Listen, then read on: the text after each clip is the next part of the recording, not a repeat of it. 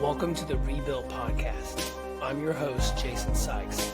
Each week, I sit down with people who have faced life's toughest challenges and come out victorious, along with mental health experts, coaches, and leaders. We explore powerful stories of transformation, faith, and practical strategies for building a life of purpose and resilience. This is the Rebuilt Podcast.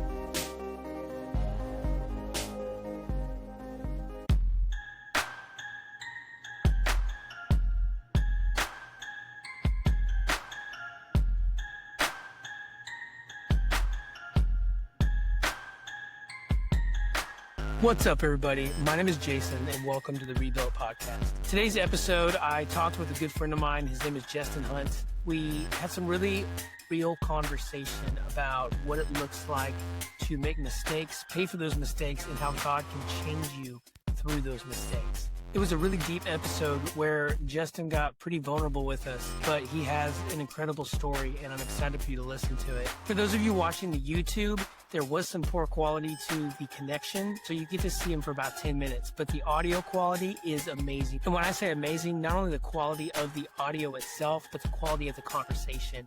I'm really excited for you to listen to this. Let's go dive in. Hey, what's up, Jesten? How's it going, Jason? Good. How are you, man? I'm doing well. Thanks a lot for taking the time to talk with us today. Yeah, no problem. Not a problem at all. I've had many conversations with you.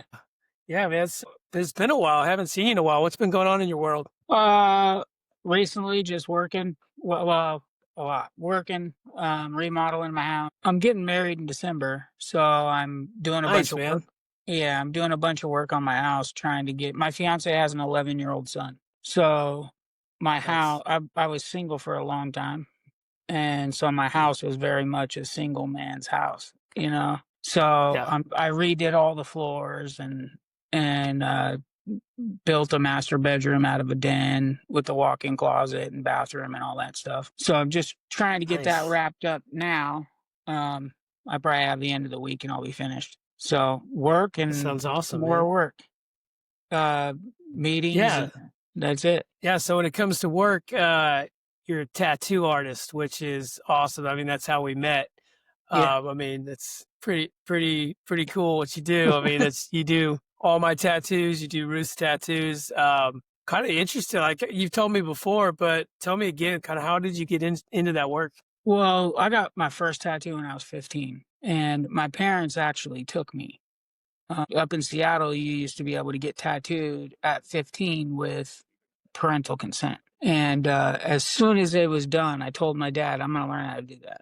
And I never forgot, you know, like once I got a little older, once I hit like 18, 19 years old, I started to dabble in it. And here we are. That's now, cool, I've been drawing and painting and all that stuff my whole life. And I have ADD, so there's only a few things that slow my brain down and shut everything else off, and tattooing is one of them.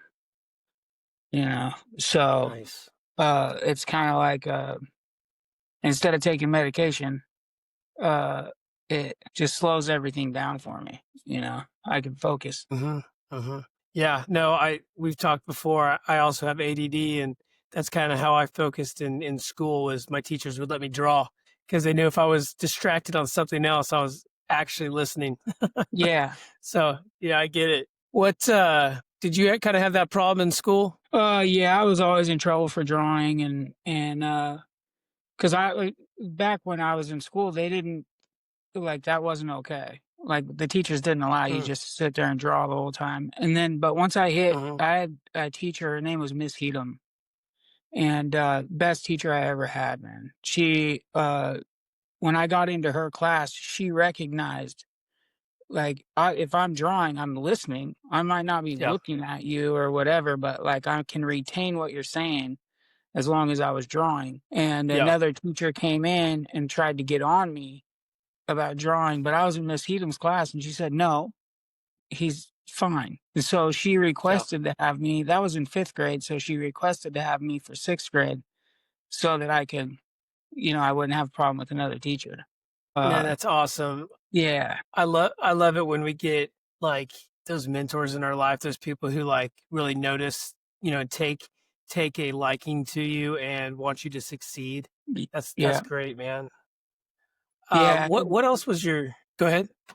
They when I was in like 4th grade, the school counselor called my mom in and because I was always drawing in class, I was not paying it. They thought I was not paying attention, and she Mhm. told my mom when I was in 4th grade, his pretty brown eyes and that smile are only going to get him so far in life, but he won't amount to anything.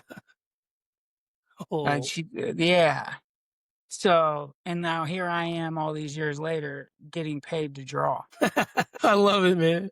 That's funny, brother. So, What else was your childhood like? How was it? when I was real young, my dad was a preacher Yeah. and, but also worked at a glass house, a glass plant, Ball Foster Glass. So my parents were gone on rotating shifts all the time. So like it was me and my older sister. She's 3 years older than me. We'd be home overnight. I mean, as long as I could remember. I mean, 5, 6, always home by ourselves. But my dad, he really instilled a lot in me, and he was hard on me as a kid, real hard. He was heavy on the spare the rod, spoil the child, you know. Yeah. So him and I grew up in Seattle, and just outside of Seattle, in a city called Kent. It's about 15, 20 minutes outside of Seattle, and it it's a lot different than Oklahoma. So the neighborhood I grew up in was pretty rough. And if you're outside, you're around everybody that's outside. Especially back then everybody was doing all kinds of nonsense at a very young age. Mhm. You know? Um my Mhm. parents split up when I was 12 the first time. Mm.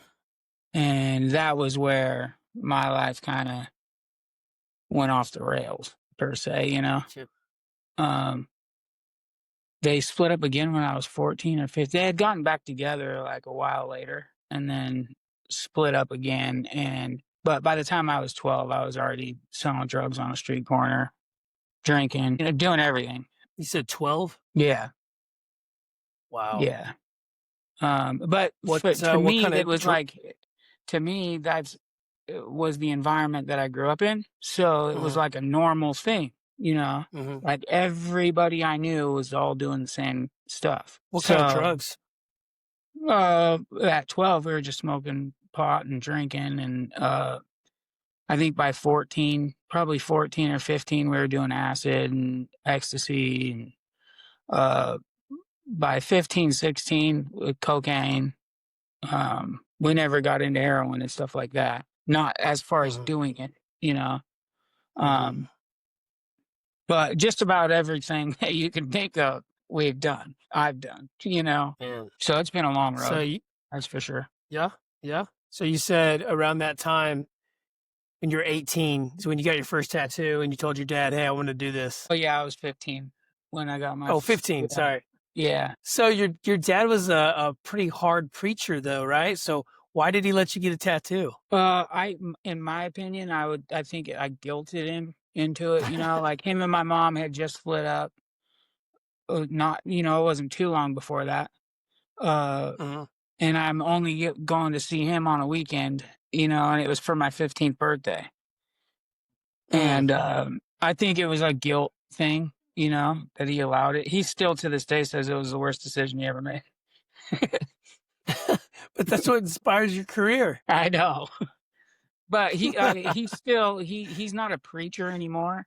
He's still Mhm. very solid in his walk with the Lord, and that won't ever change. But Mhm. he doesn't like tattoos. Uh, he doesn't. It was probably 2 years ago when the first time that he told me he's proud of me for my career and and Wow. uh, and where I've gotten with it. So he comes around in that, like he's came around in that aspect. But he definitely, if he had it his way, I wouldn't get no tattoos. I wouldn't have a single one. Every time I talk to him, he says, "Do you even have any room left?" Yeah.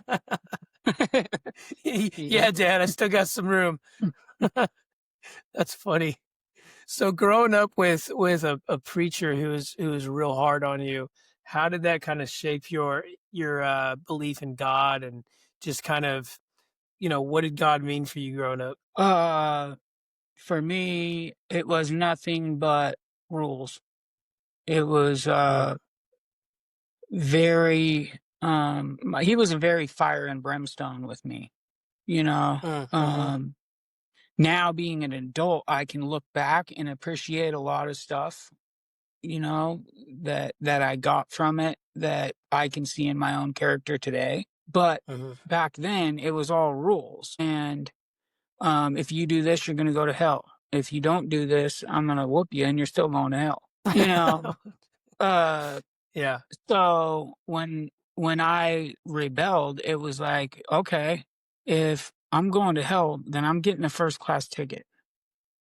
Like, I'm gonna do it all because I couldn't live Mm, up to, every day, like, I knew I wasn't gonna be able to live up to the expectation that I mhm, thought my dad was putting on me, you know, and it mhm, all coincided with what I thought God was and who he was. mhm, Uh, Took me a long time to get where I am now with that whole thing, you know? mhm. Yeah, So so you can really see looking back the importance on how a father specifically influences not only your belief in God, but how you shape your life. yeah.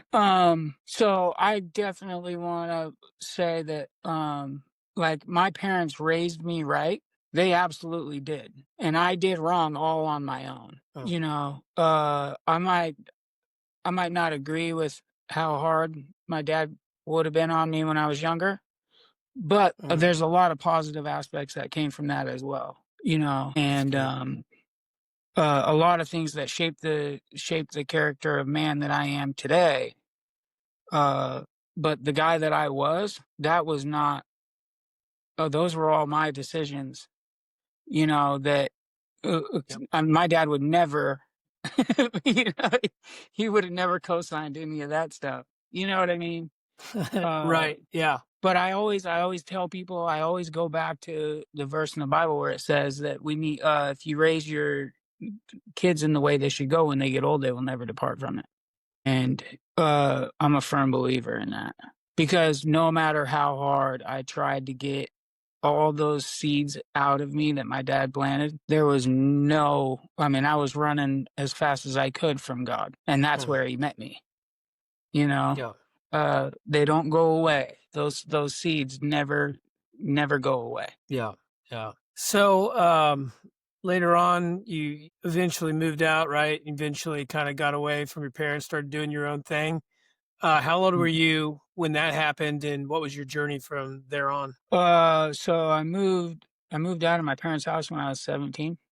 Moved into like a mother-in-law apartment. I ended up moving in with my girlfriend at like 19, Hmm, um, 19 or 20. She ended up getting pregnant at 20. Well, I was 20, she was 19. And, mhm, so I was 21 when my daughter was born. And I joined the union when I turned 18. So I've always worked, you know. I joined the laborers union when I was 18 and went through their apprenticeship, 2-year apprenticeship, and then climbed my way up and did that whole deal. But during all that time, I was still drinking. I wasn't doing any drugs, but I was still drinking. And we ended up splitting up when my daughter was real young, probably like 3 or 4. And the drinking continued. You know, I still wasn't going to church. I would go on Sunday or on like Christmas or something like that, you know, back mhm, then. Um, and my daughter was real young. Well, she wasn't really, uh, and thinking back, I should have been going to church and I wish I would have and had her in Sunday school and, you know, doing all the things that my parents did with me. oh, yeah. Uh, because like I said before, you raise your kids in the way they should go, and when they get older, they won't depart from it. Oh, You yeah. know? And I think that's pretty typical of most people. We always, you know, see what we could have done a little bit better or what we should have done at that time. I'm kind of in that stage right now where my kids are 16, 17 years old. I'm just like, man, I'm trying to make up for lost time. You know what I mean? If I'd Yeah. only done this a little earlier, it's just one of those things we learn from life. Yeah. And the further time goes on, all we got is prayer, uh, Yeah. and God does wonderful things, man. If he Yeah. could bring me back from where I was, uh, he could grab anybody by the collar, So I pray for my daughter daily that God will put someone in her path that will plant seeds that can grow, and hopefully he'll get hold of her. Yeah. Well, tell me more about kind of raising her as a single dad. What was that like? Uh, it was the typical every other weekend, deal, Hmm. which everybody says, "Oh, you're a good dad, you're a good dad," but I think that's impossible 6 days a month. Man, 6 days a I can month, relate to that. you don't have enough influence. You don't Yes. have. It's just it during those 6 days. Yeah, you can be a great dad, but in the whole, like that's not enough time for Right. influence.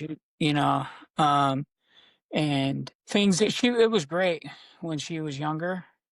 Uh, but then when she hit about 13, 14, she didn't want to come visit anymore. She didn't want to come to my house on Mm. the weekends. And, uh, like, I'm not the guy that forces anybody to do anything. Right. And maybe I should have. But my parents did that to me and I hated it. Mm. And they used to force me to do all kinds of stuff, and that caused me to go real south. Uh, Mm. so I tried to do the opposite. And if you don't want to come, you don't have to.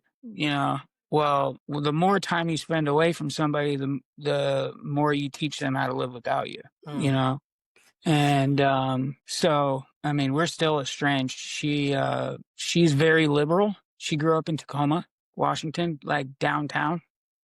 Uh, and she's very, very liberal, and I'm very not.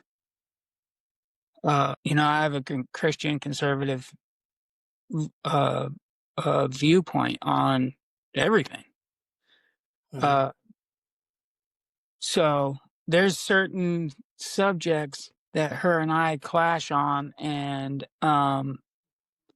she can she she can get pretty disrespectful, and that's one thing that I don't tolerate from anybody. My daughter or my parents. I'm going to treat you with respect. You treat me with respect, you know?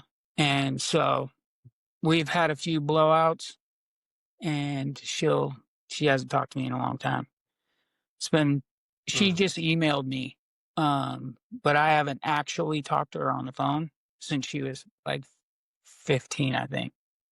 And she's 20. How old is she? 20 now? Yeah. Wow. Man, that's tough. Yeah. I call it survival mode. So, yeah. Uh, like for you to be away from your kid, I can't let myself think about it every day, because if I think Mm. about it every day, then it'll kill me. Like it will absolutely destroy me. Right. But I still have life still Yeah. goes on. I still have to live my life. I still have to do this stuff. So there's for me, I call it survival mode. Like I can't think about it all the time. Hmm. Um, or else it's just gonna stop everything else in my life. So, looking back on her not coming to visit you, would you say if you could do that over again, you would have forced her to come and I visit you? I don't know, honestly, because I don't know. That's a hard. Well, I I really want to like what say you that I said. should have. I want to say that I Yeah. should have. Uh, but I don't know if I don't know. It's hard. It's hard for me to say. Honestly, it's hard for me to Yeah. say. I don't like to force anybody to do anything. I don't like to tell Sure. people what to do, because that I can't stand it when people try to tell me what to do. Well, sure. And But and you said, I like what you said when you said, the longer somebody stays apart, they learn to live without you, mhm. and as a father, I mean, I'm just giving my opinion here, but as a father, we kind of have to tell our kids what to do because we're the ones that are raising them, right?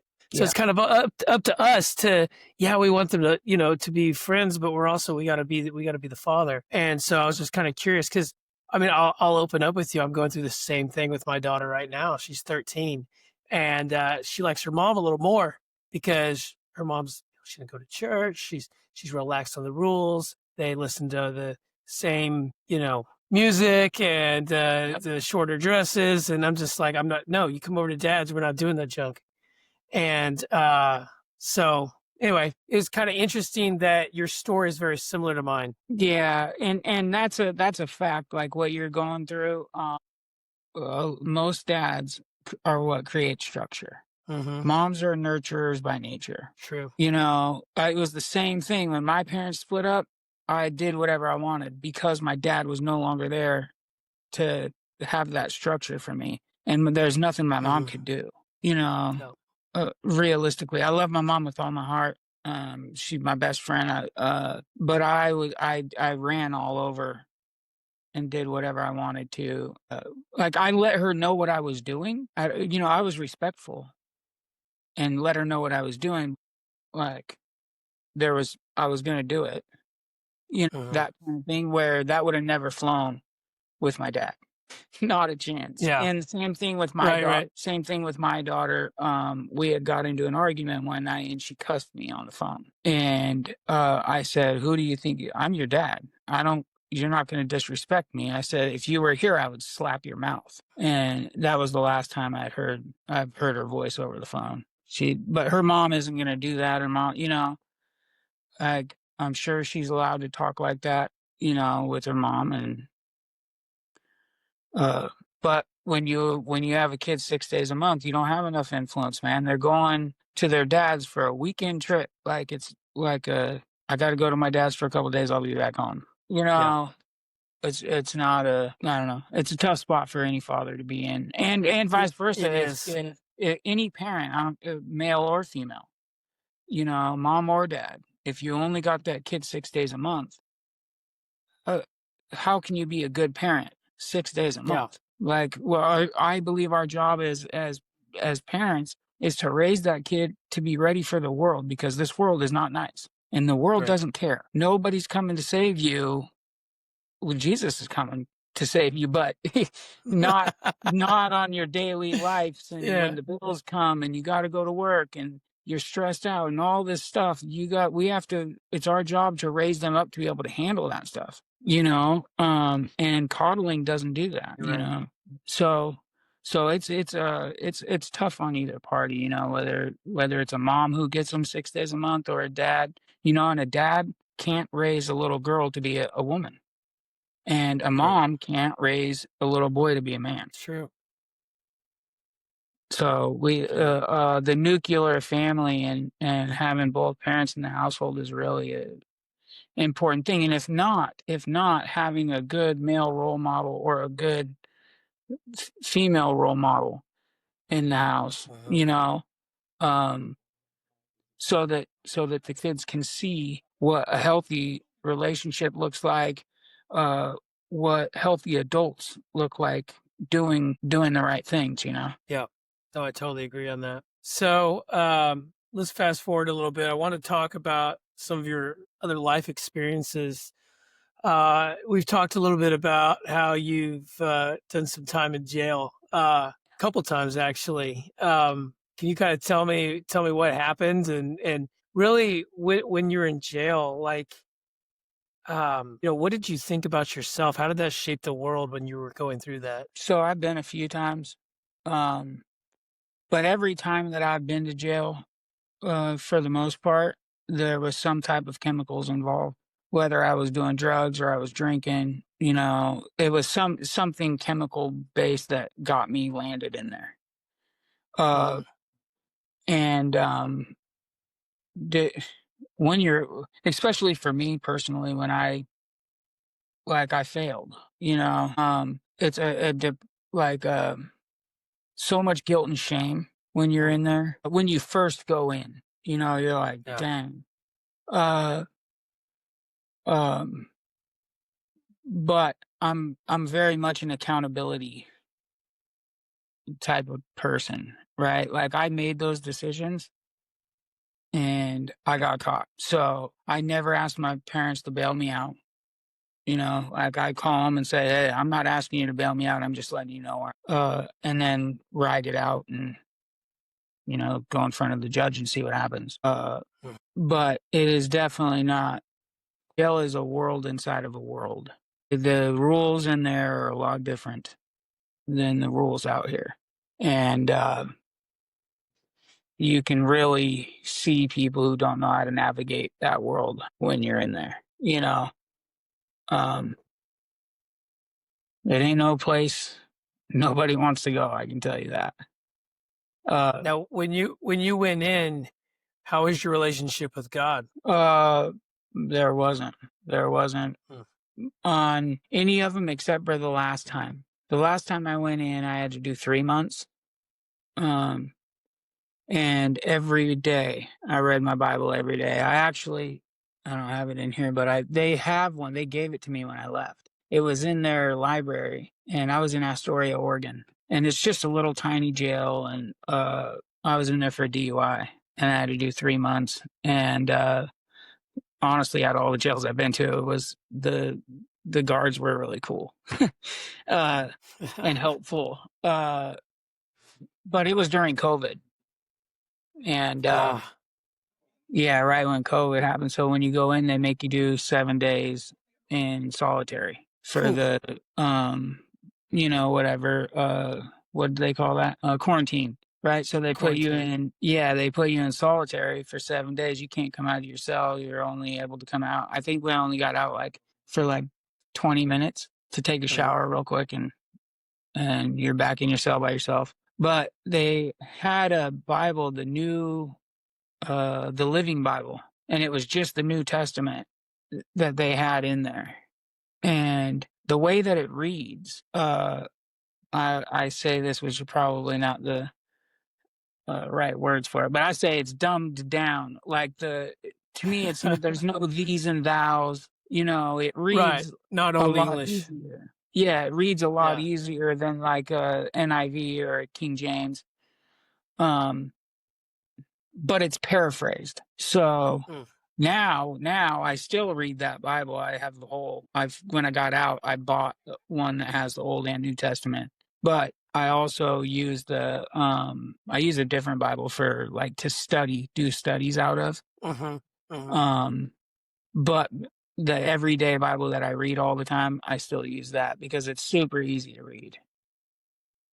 That's Anyways, awesome. yeah, the last one I started reading that Bible every day. Every morning when I got up, I would sit out there for like an hour because you ain't got nothing else to do. And Hmm. I would read. And when I came home, I just kept doing that. Um, and reading my Bible. And uh for me to come back to the Lord was hard because I had to erase most of the stuff my dad had put in, a lot of stuff nowadays is tradition and not biblical. Mm. And a lot of that's all the rules, all these rules. And that's what the Pharisees did, And now I know I had to go in, read the Bible for myself and pray and ask the Holy Spirit to show me, Hmm. show me. And I was able to get past all that stuff and get to where I am now just solely by reading my Bible. For myself. That's what I try to tell everybody. Just read the Bible. So Pick is it it up. is it fair? Yeah, is it fair to say that the habitual practice of doing it in jail, and then you came out and started just continued to do it? So it was really kind of jail that set the stage for the habitual practice. Yeah, yeah. Yeah, And now I that's didn't good. stay on point. That's what started the ball rolling. And then Right. later, a little later down the road, I fell off drinking again and, Hmm. didn't get in trouble, but Sure. when I quit drinking, I was miserable. I still had I've been a functioning alcoholic, right? It's Hmm. always held a job, pay my bills, all of that. Um, but so miserable inside, numbingly miserable. Like, I would isolate myself. I didn't want to be around people, drinking constantly.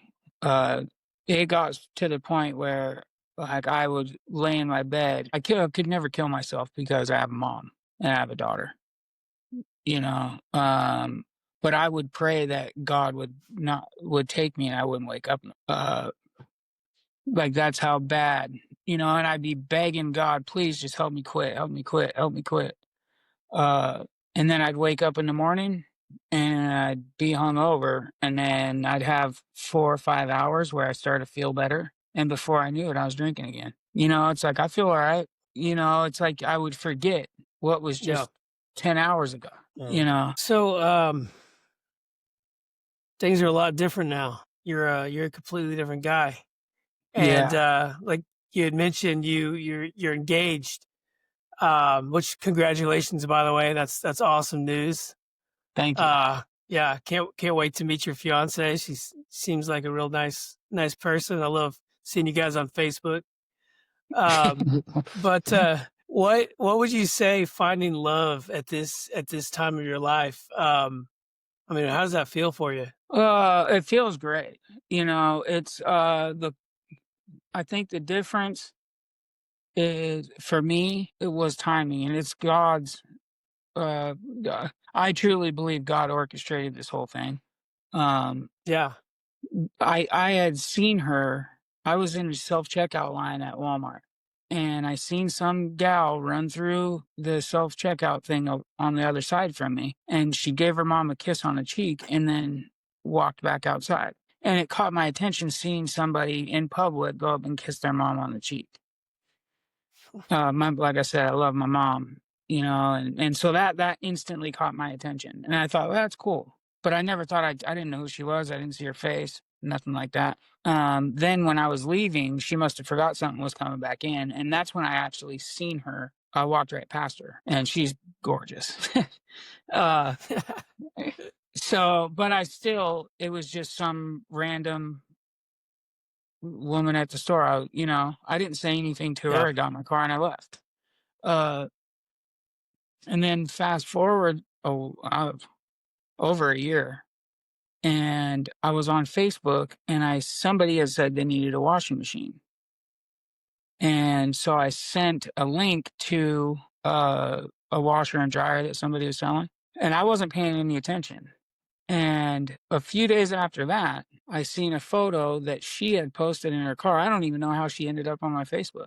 But when I seen the photo, I said, man, that's that girl I seen at Walmart kiss her mom. you remembered. Yo, I never forgot it. And Wow. when I seen the photo, I sent her a message. And when I was sent her a message, I realized that was the same person that I had sent the washing machine to. Yeah. So, and then come to find out, she lives 70 seconds driveway to driveway from me. Really? Yeah. She knows so many people that I know, but I've never heard of her. I never crossed paths with her. Nothing. And we hit it off right away. That's incredible. But I believe that, I had to go through. I used to tell people I'm more single than Paul. I had no intentions of having a girlfriend, a wife, anything. I was not interested. I lived my life. My life was easy. Like, I just took care of me and my dogs, and I did whatever I wanted. Yeah, there's a big difference between having somebody that, not that you have to tell them everything you're doing, but you do it out of respect, when you get to that spot. I didn't know if I would ever be at a place where I would ever tell anybody what I was doing, you know.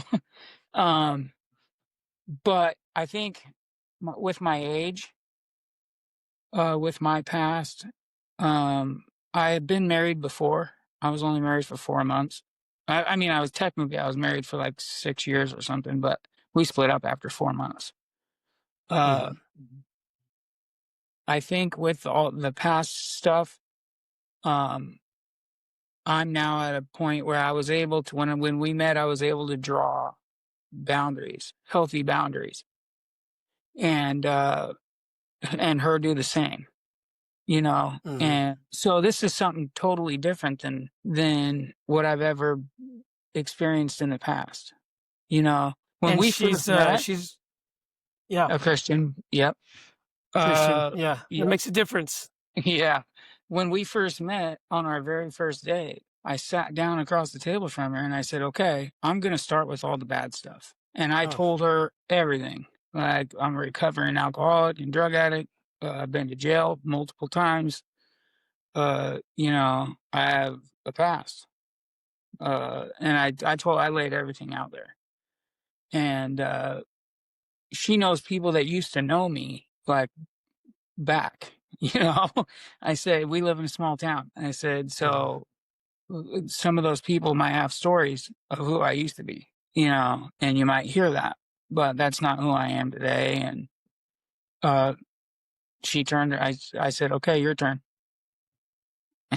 And she told me everything uh, up front, you know. Um, so it's a very much a different thing than I've ever experienced. It's good.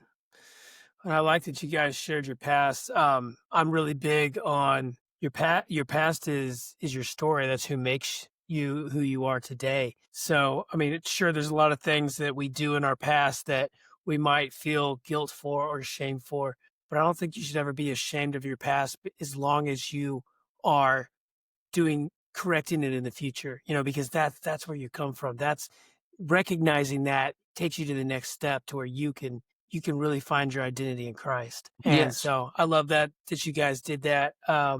So happy for you on that. Um, just to I mean, I won't be respectful of your time here, but just a few more things I wanted to ask you. Obviously there's been a lot of times in your life that you have had to deal with forgiveness, mm. both receiving it and giving it.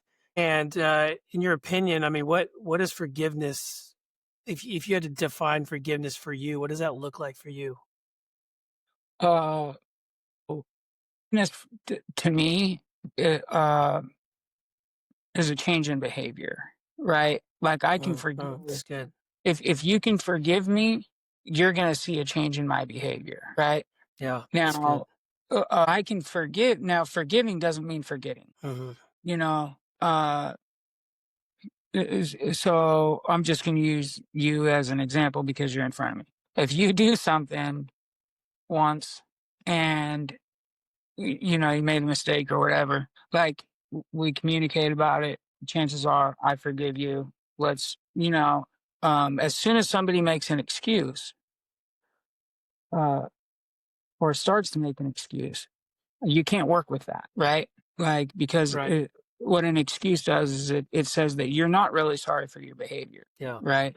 Um, so s- if I ask for forgiveness, I'm ready to change my behavior, That's you good. know. And sometimes there's things that happen in the past that it's the perspective. Like, if I've been harmed, uh and I have resentment over that or unforgiveness towards somebody, I had to change my perspective and say, what is my part? What was my part in that? Hmm. You know, because in every situation you play a part. Even if, like, if I do something to you, if I come to your house and I take $5 off your nightstand, what's your part in that? Well, you allowed me in your house. Like, it's as simple as that. Like, for me, it's as simple as that. If I allow you into my house and you take $5 off my coffee table, well, it's, you know, my part in that is I allowed you in. Now, uh, moving forward from that point, if I bring you to my house, I'm going to trust you to be who you've shown me you are. So I'm not going to leave $5 sitting on the coffee table. Yeah. You know what I'm saying? Like, Fair enough. trust people to be who Sure. they are. You know, you trust a liar Sure. to lie. You know, Yeah. trust a thief to steal. Uh, I can forgive forgive you, but I'm not, you know, like I can not like wish you the best and have no ill feelings towards you, but I'd be stupid to bring you into my house and leave money sitting on the coffee table again, Mm-hmm. right? Right. Right. Right. Uh, and forgiveness isn't for you; it's for me because resentment corrodes the container that it's carried in, Mm. It's a good one. right? Yeah. All unforgiveness does and bitterness is just causes me strife, makes me angry. You know, I have to let things go. And it took me a Yeah. long time to get there. And it's hard to tell somebody, oh, just let it go. Like, oh, okay. Like I haven't been trying that for 20 years, you Yeah. know? um, but if anybody has a problem, you know, like I pray about a lot of stuff. I really do. Like Yeah. because there's nothing that I do or where I'm at today that is from anything that I have done.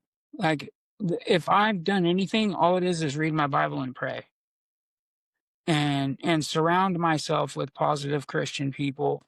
I am friends with a lot of non-Christians. I'm a tattoo artist. You know, I have to live in the world, but that's my job. And then I come home and I'm around sober people. Like if you want to get sober, or you want to stay sober, hang around people that are sober. Yeah. And If you we've had this talk before about how you like when Ruth and I, when you tattoo us, because we get to have a little different conversations than the rest of your clientele. Yeah, absolutely. You know, and I've been blessed in that I have quite a few now that That's great. are also Christians and I get to have those conversations with them, you know. And That's I've true. been doing I just did a Daniel and Lion's Den the other Yeah. day. Nice. That was it was a good conversation with that guy too, you know. That's awesome. Uh, yeah. Well, I will say if anybody listening is in Tulsa, Oklahoma, or in that area, and you want a tattoo, go see Jesten. 'Cause he's amazing at it. Um, real quick, one more serious note on this, and then we'll wrap it up. But you know, if anybody's listening and has heard your story and can resonate with you in any way, maybe they feel this shame, this guilt. Maybe they have some of the similarities of your story, but they just feel stuck. Um, you know, you're not the same person you were before. You've been redeemed. What would you tell them in their moment right now? You know, there's a lot of folks out here, a lot of us, um, because I am one of those people, you know, uh, I'm no better, no worse than anybody, you know, and there's a ton of people out here that with all the same stuff. It doesn't matter if you're an alcoholic or if you're a drug addict or porn or food or any life's daily hurts, habits, and hangups, man. Mm-hmm. Everybody has the same feelings. Everybody deals with all the same stuff. It's finding a group of people that you can talk to about it.